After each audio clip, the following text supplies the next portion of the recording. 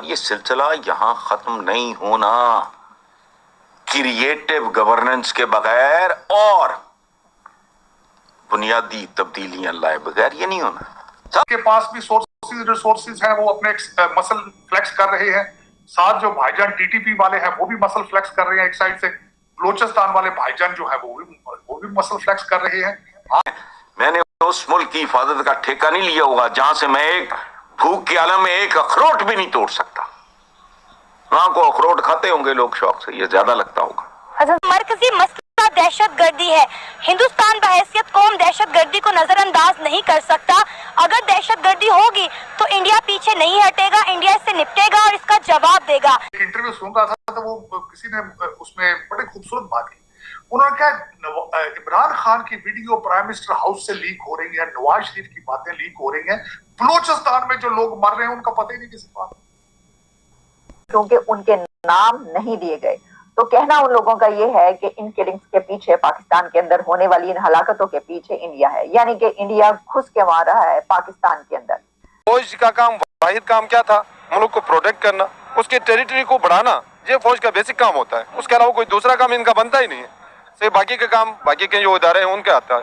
तो राह की साजिश, वही एक बात सामने, मतलब बार बार इसके ऊपर जो बात की जाती है काफी अरसे से, वो ने अपने आप को उड़ाया है। अच्छा, बचाने के लिए ये होती है करेज, ये होती है बहादुरी, जज्बा।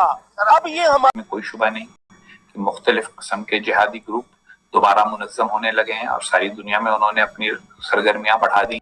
ये मुल्क बचाने के लिए, ये जो हमें आज मिला हुआ है, हेलो दोस्तों, एक नए वीडियो के साथ आपका बहुत बहुत स्वागत है। तो दोस्तों, इन दिनों पाकिस्तान फिर से सुर्खियां बटोर रहा है। हालांकि आपने देखा ही होगा कि अक्सर करके पाकिस्तान मिलिटेंट ग्रुप या टेरर ग्रुप या टेररिस्ट जो भी एक्टिविटीज़ होती है उसको लेकर सुर्खियों में रहता है। लेकिन आज कुछ अलग बात है।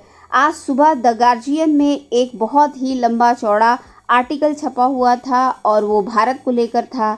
अब इसकी वजह से पाकिस्तान में पूरी खलबली मची हुई है। आर्टिकल में ये लिखा हुआ था कि जो भी मिलिटेंट ग्रुप से रिलेट करने वाले या टेरर ऑर्गेनाइजेशन से रिलेट करने वाले जो भी लोग पाकिस्तान पीओके में मारे जा रहे हैं उसको भारत मरवा रहा है या ये काम भारत करवा रहा है। अब इसको लेकर पाकिस्तान में पूरी खलबली मच गई है। जैसे कि आपको पता ही है कि पहले से ही जो भी अगर एक पत्ता भी पाकिस्तान में हिलता है जो कि उनके अकॉर्डिंग काम नहीं होता, उसको जो है राह की साजिश वो लोग बताते थे। लेकिन अब जो है इसको द गार्जियन और विदेशी मीडिया का भी पूरा सहयोग मिल रहा है। आपको पता ही है कि भारत में इलेक्शन होने वाले हैं, अक्सर करके प्रोपेगेंडा जो है विदेश की तरफ से चलाया जाता है। इस बार भी कुछ ऐसा ही हो रहा है, लेकिन इसको हमारे एक्सटर्नल अफेयर मिनिस्ट्री की तरफ से कम्प्लीटली खारिज कर दिया गया है और उन्होंने साफ शब्दों में कहा है कि जो भी पाकिस्तान में एक्टिविटीज़ होती थी, जो मारे जाते थे मिलिटेंट ग्रुप के मेंबर्स, वो जो है खुद पाकिस्तान करवाता है, क्योंकि उसको अपनी जो भी शाह जो उनकी छवि है उसको साफ़ सुथरी करने के लिए और ग्रे लिस्ट से निकलने के लिए ऐसा करता है। तो आइए चलिए देखते हैं इसमें पाकिस्तानियों की क्या राय है।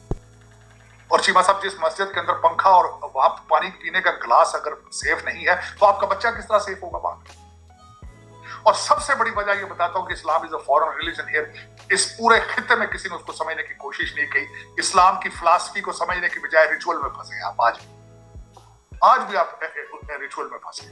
रोजा भी रिचुअल की वजह, फैशन के तौर पर आप रख देते, फैशन के तौर पर रोजा, फैशन के तौर पर नमाज, बुखाड़े दिया नमाजा, हमारे कहते हैं बुखाड़े दिया नमाजा कुवेलियां टकरा, बुखाड़े एक दूसरे को दिखा दिखा के नमाज पढ़ते।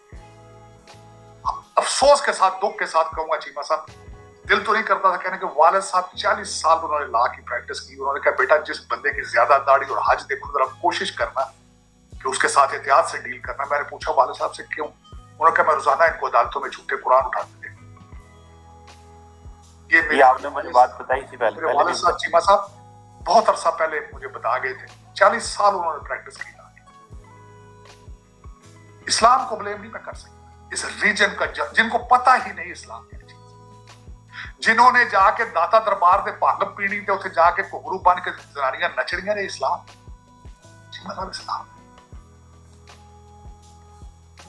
और फिर इसको चेंजेस की गई, इसके अंदर हर चीज आपने चेंज कर ली, हर चीज। चीमा साहब, मुझे अक्सर कल किसी ने पूछा, उन्होंने कहा ताड़ साहब रोजा, मैं क्या मैं रोजा सारा साल रखता, 1 महीने नहीं रखता। कहता वो किमें मैं क्या सारा साल मैं किधर ना किसी का दिल तोड़ता हूं, ना किसी से झूठ बोलता हूं, ना फराक करता। मेरा रोजा ये मैं और मेरे जितने दोस्त हैं पाकिस्तान में बिजनेस में, सारे कहते हैं कि हमने 11 महीने के पैसे 1 महीने में कमा लिए। और 27वें रोजे सबने मदीने जाना है, सबने मदीने जाना है, लेकिन कोई पता ही नहीं क्या है रोजा, क्या है हज, क्या है इस्लाम, क्या है नहीं मीडिया बिक गया, लेकिन सिर्फ सोशल मीडिया जो है वो इस टाइम हकायक दिखा रहा है। ठीक है, ऑलरेडी वैसे हमारा A to Z मीडिया बिक गया है। क्या कहना चाहेंगे, आपको नहीं लगता कि ये कश्मीरी आज प्रोटेस्ट कर रहे हैं पाकिस्तान साइड पे? 70 साल से बेचारे राइट में अपने, वो अपने हकूक के लिए लड़ तो हम कहते हैं हम कश्मीरियों के साथ खड़े हैं, क्या साथ खड़े? कुछ भी नहीं साथ खड़े। हमने आज तक उनके लिए क्या किया? कुछ भी नहीं किया। ना उनको हम अच्छी खुराक दे सके, ना तालीम दे सके, ना वहाँ पे कोई अच्छे कॉलेजेस है, ना यूनिवर्सिटीज है, ना हॉस्पिटलाइजेशन है।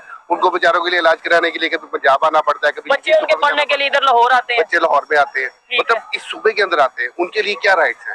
हमने कुछ नहीं किया उनके लिए। तो फिर ये चीज जो हम अगर पाकिस्तान का मीडिया या हम लोग ये कहें कि भाई वो इंडिया वाला कश्मीर भी ले लेंगे, तो वो हंसेंगे नहीं? की बात ये बताऊं, हमारे पास हमारे राइट्स नहीं है। हम कश्मीरियों के राइट्स पे क्या फाइट करेंगे? आप मुझे बताएं, आप लोकल पर्सन है, आपके पास आपके राइट है, आपके घर का फ्रीडम ऑफ राइट है।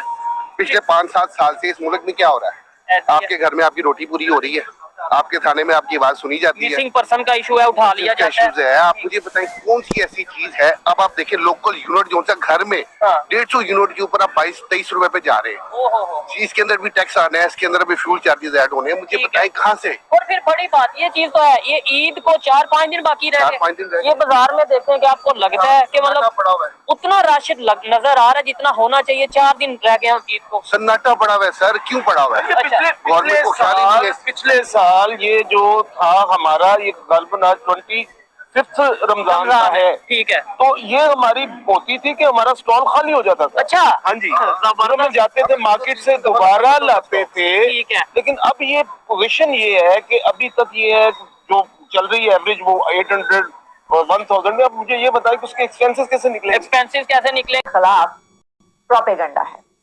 गार्डियन की ये रिपोर्ट में जो कुछ ये पब्लिश हुआ है कि पाकिस्तान के अंदर जो हलाकतें हो रही हैं, तो ये भारत ने ये हलाकतें करने का प्लान बनाया है, या उस तरफ से जो है लोग आकर पाकिस्तान के अंदर घुस के मार रहे हैं, कश्मीरी मुजाहिदीन जिनको कहा जाता है, या जो भी हलाकतें हुई हैं।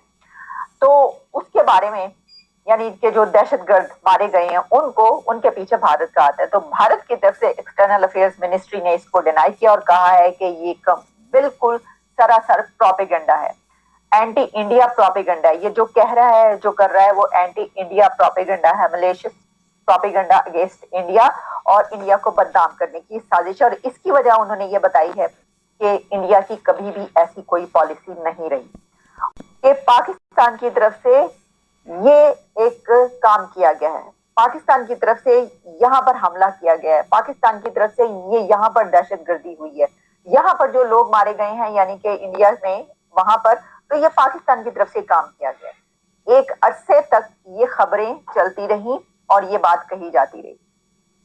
तो क्या अब वो वाइस